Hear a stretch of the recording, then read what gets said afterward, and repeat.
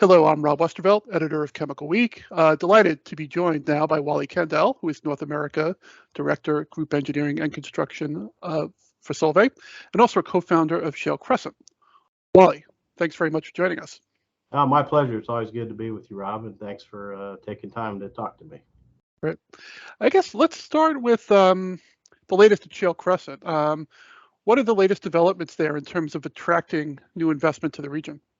Well, I think it's really interesting because we've been through this special time over the last couple of years for COVID, and everybody's had to kind of relook at things. We've learned a lot about the penalties of long supply chains and some of the complications, especially recently here with energy and feedstock. So, what's happening? I tell you, Shell's getting ready to begin operations this year. Intel just announced that they're going to, have a very large investment in Ohio. We got Nucor Steel, which is a huge investment in West Virginia that is coming, and PTT is just re-upped on their permitting process.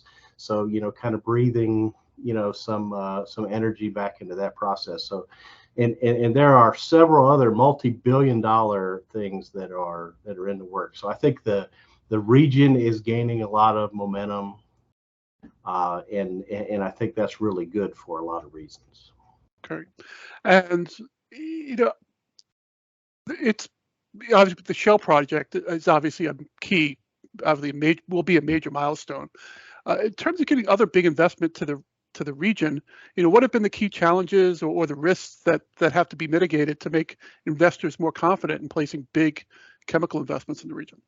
Well, I think frankly, if we didn't have COVID, we would probably be under construction on the PTT plant right now. Yeah. I mean, there's that kind of disrupted things. But on the same sense, it really made people start looking at things. So there's been a lot of effort at looking at shortening supply chains.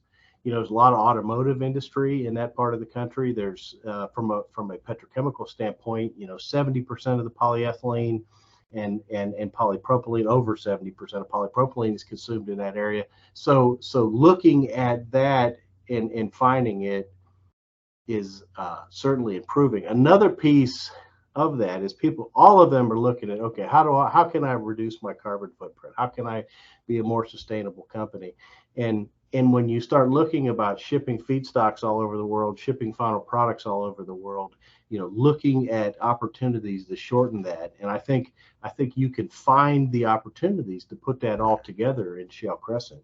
And I think the last piece is the world is the world. I mean, it's always got some level of instability, but it seems pretty high right now. And so, people are looking for places where they can build and they can feel good that they're going to get, be able to get their permits and other stuff. And I think the regulatory environment is very positive there. I mean, I think that had a lot to do with why Intel is making such a large investment in Ohio. I think there's a lot of things that are helping from a regulatory to kind of take away some of those concerns. And I think, as we look at, we have this constant hurricane issue on the Gulf Coast, which is, we deal with it. Our industry deals with it all the time. But if you can find ways to kind of hedge against that, and certainly by investing in Shale Crescent, you can do that. Great. And as you look at the opportunity, you mentioned the proximity to market, the gas reserves are still there.